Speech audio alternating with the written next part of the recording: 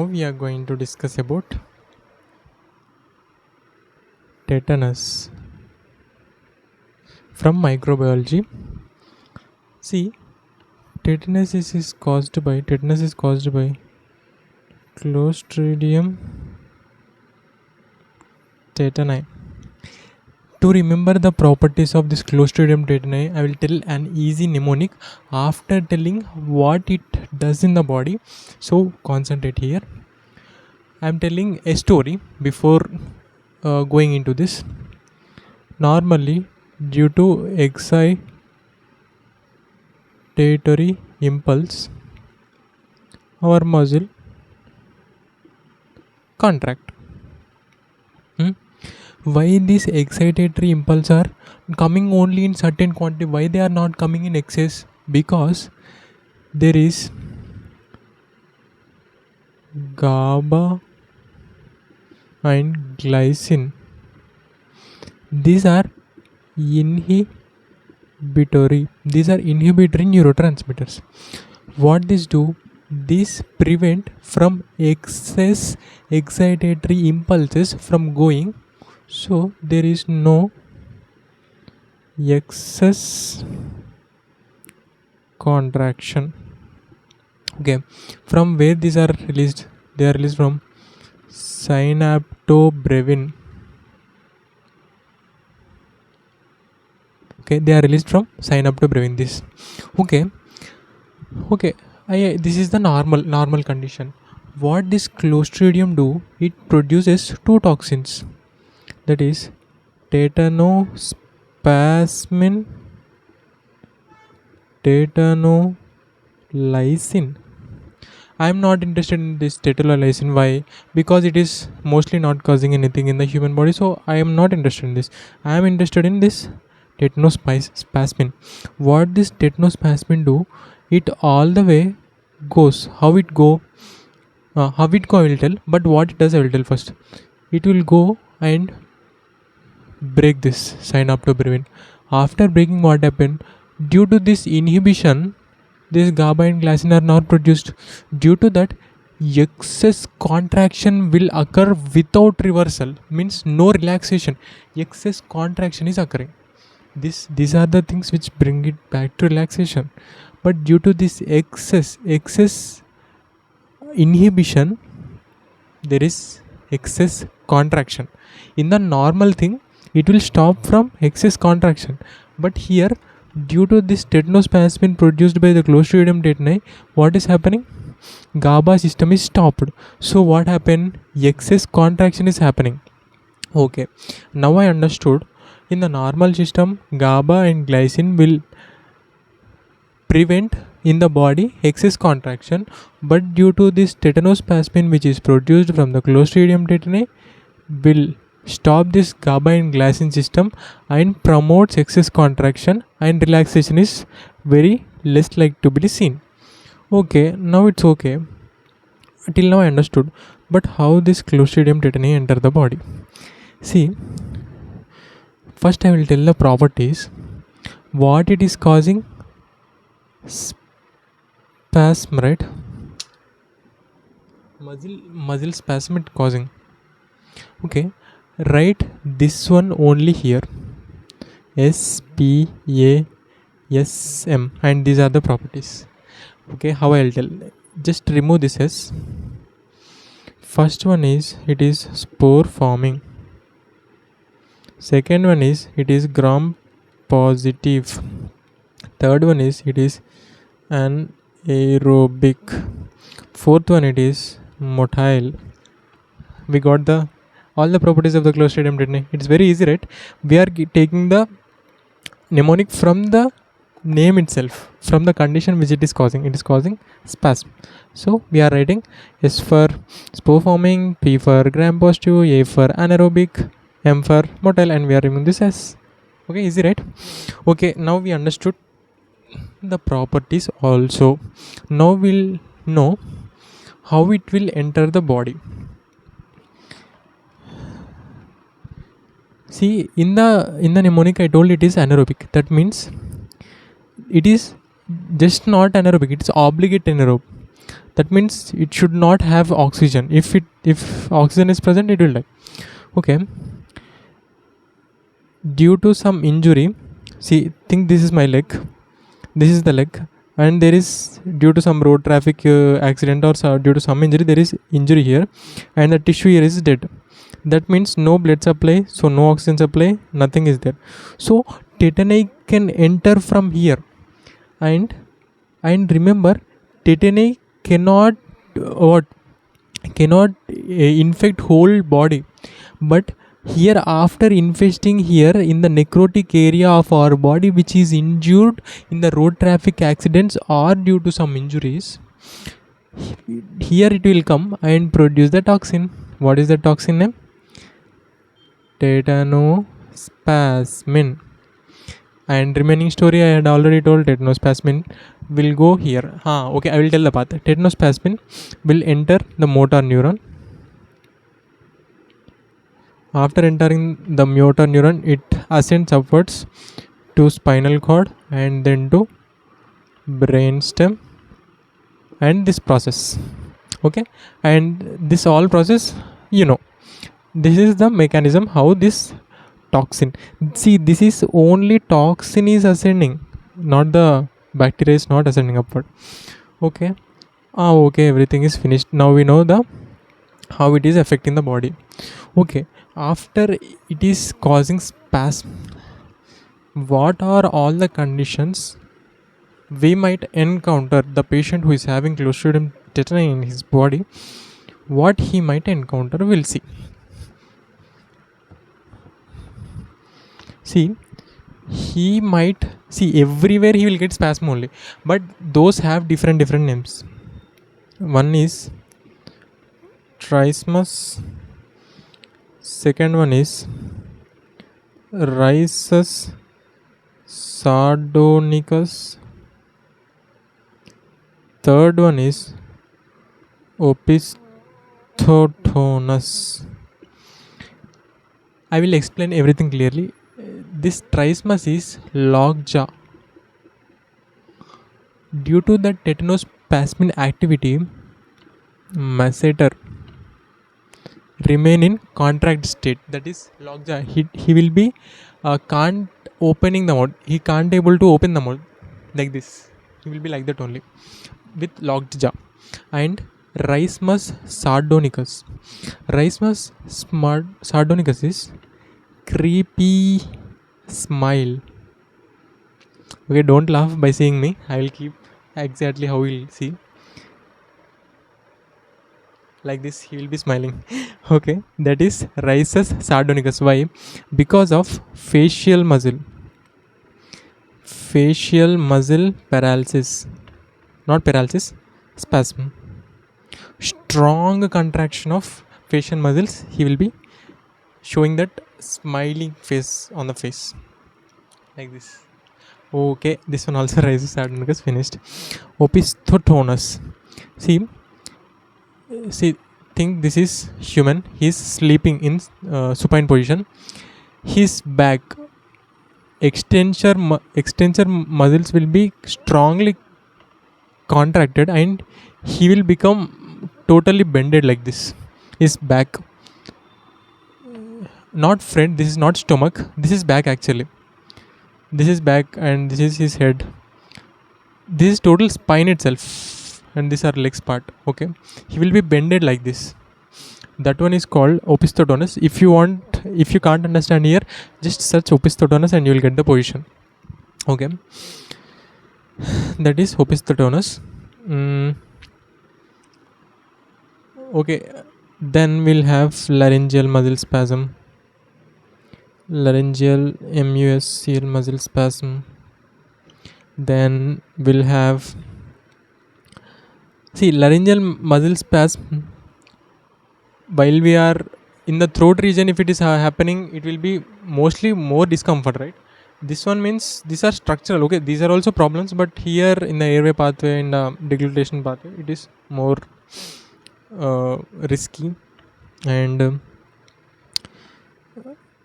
total body might be involved, so pain will be there. total body pain will be there. Okay, these are the most important things which might happen. Okay, now I understood the organism, how it will be. I understood what are the complications might happen. I understood the pathway. Okay, I understood most of the things. Now I will go with the lab diagnosis. How can I identify with the lab diagnosis?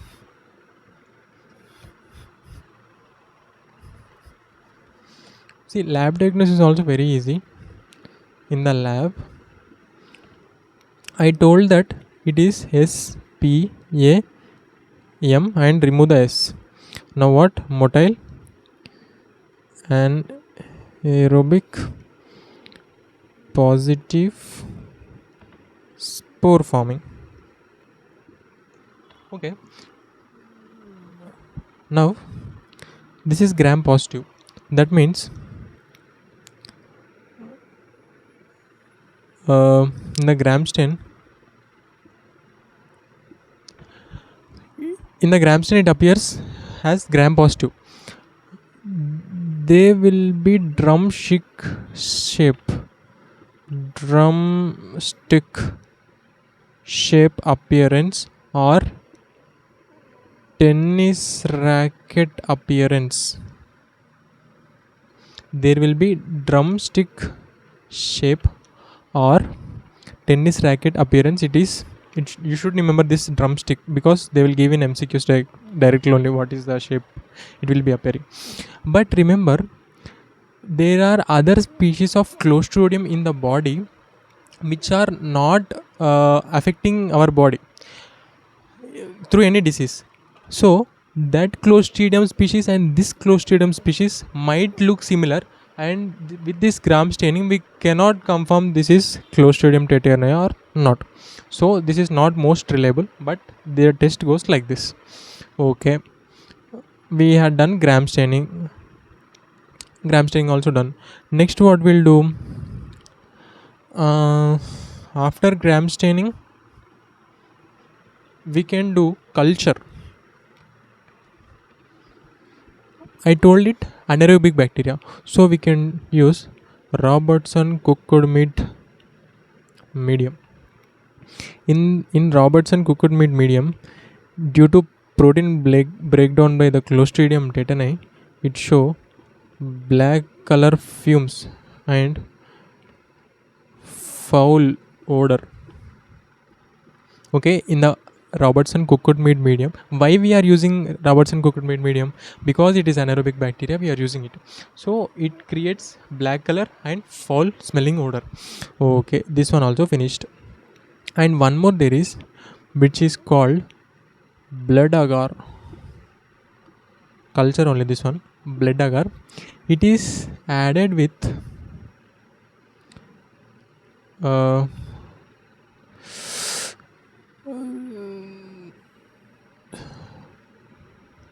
streptomycin B. Sorry, not streptomycin, polymyxin B. It is added with polymyxin B. Why it is added with polymyxin B? Because it inhibit the growth of other gram negative bacteria. Okay, it helps in stopping of growth of other gram negative bacteria. We can do in blood agar. So on the blood agar, how it characteristically appears is swarming growth, like this, like what waves are there, right? Waves like swarm. This is called swarming pattern. The swarms, when you throw a stone in the water, that ripples will be going in the circle shapes, right?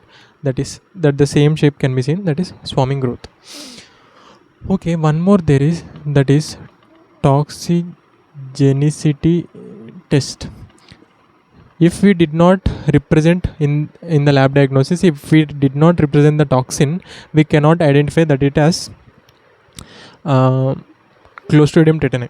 So we can do in the toxigenicity test in vivo mouse inoculation, and we can detect the toxin. Okay, this toxigenicity test is also important. This gram staining is important, blood agar is important, and RCBM is also most important. Okay, these are very small things are there in this. In rabies there are many more things. I covered in it in my other video, you can see it. Okay, this is the lab diagnosis, and after lab diagnosis we'll come to the treatment. In the treatment, see, in the treatment we can give human tetanus immunoglobulins, and we can give anti-tetanus serum. See, this anti-tetanus serum is taken from equine. What is equine? Equines are horses. Equines. These antibodies, these are antibodies, okay?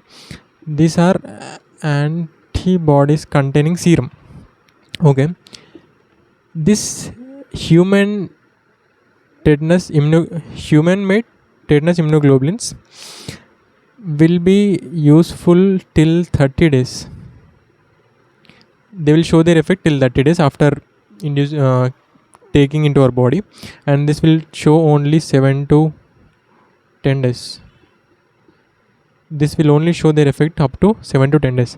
And we can also take antibiotics like metronidazole, and we can take beta blockers. Why we can take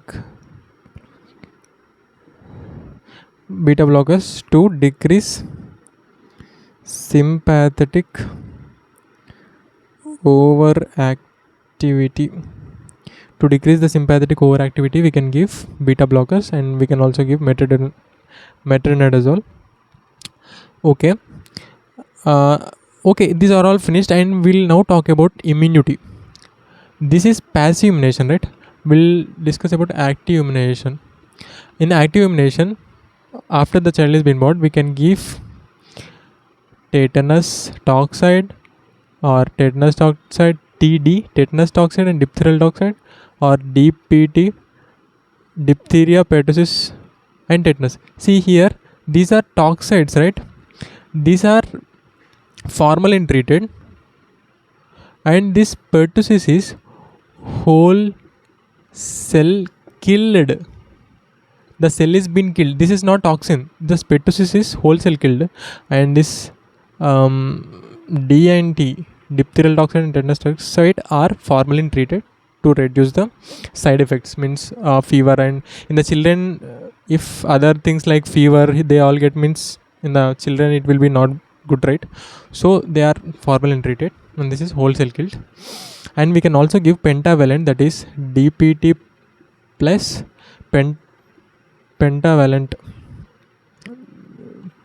vaccine, that is DPT plus hepatitis B plus human influenza virus type B. Okay, this we have 3, we have 1 3 plus 2 5. Okay, we can give pentavalent. What is the schedule then? We should give it 6 weeks. Okay, I will tell a code here. First remember 6 weeks we have to give, then 6 plus 4 10, then plus 4 14. We have to give it 6 weeks, 10 weeks and 14 weeks. Then we have to give it 16 months. Add 1 year, 16 months, and 5 years, half of it, 5 years. And here, if you remember right, 16 to 24 months. And then here we had written 5, right? So we have to give it 10 years and 16 years. I think this code is, now it will seem hard, but if you once remember like this, okay, 6 plus 4 10 plus 4 14, then I have to keep 1 year 16 and 5, half of it, and then again 10 and 16, you will remember for sure. This is years, 10 years, 16 years. These are weeks, and these are months. Sorry, this is year. 16 to 24 months are 5 years. Okay, this 16 to 24 is booster, and this 10 years, these are additional doses, and these are original. We can give TT, TD, DPT pentavalent, but mostly now pentavalent is only given because it gives protection against this all. Okay, once again I will tell: 6 weeks, 10 weeks, 14 weeks, 16 to 24 weeks, 5 years we can give booster dose. 6 weeks, 10 weeks, 14 weeks, one of this we can give, but we will mostly give pentavalent. Okay, and then there is one more important thing,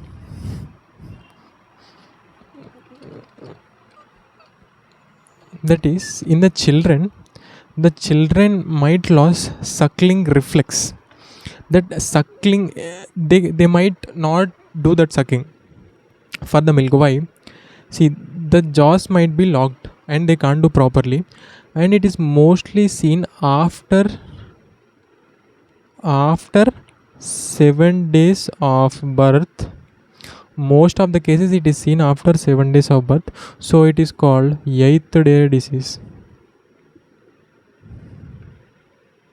It is called 8th day disease because after 7, mostly after the childbirth, after 7 days only it will appear, so it is called 8th day disease. And here the child may not lose the suckling. So what happened, the mother will notice, right? So that might be the initial sign. And why it happens, because, see, in the rural areas, if it is not hospital delivery, the umbilicus will be there, right? After the baby is born, that will clip to the umbilicus, right?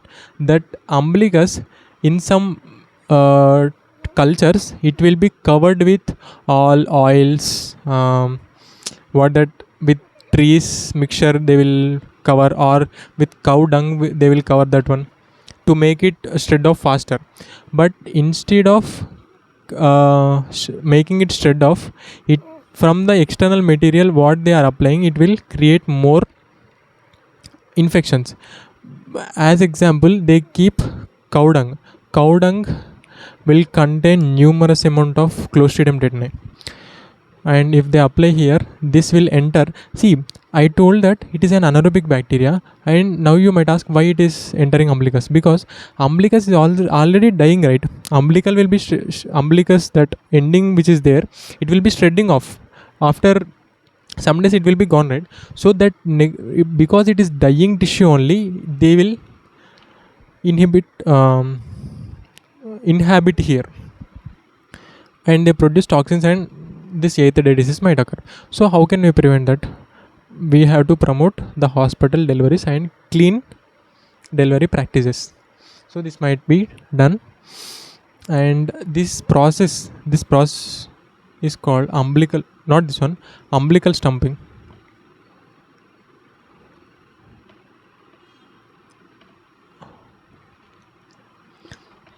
Okay, if we do this umbilical stumping with all the things what we want, this Clostridium tetani might occur, so it should be done in a clean way. Okay.